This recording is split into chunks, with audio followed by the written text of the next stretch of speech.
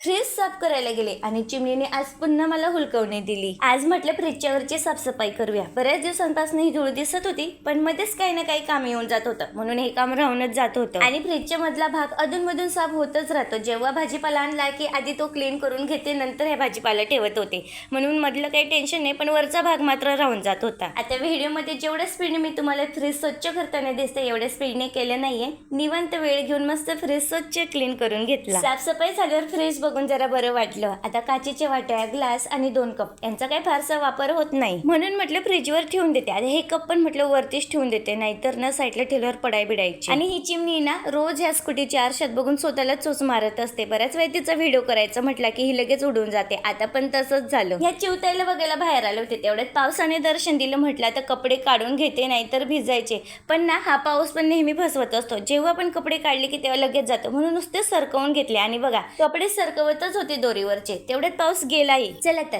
आजचा व्हिडिओ इथं जाईन करते, परत भेटूया पुढच्या व्हिडिओमध्ये। तोपर्यंत बाय बाय।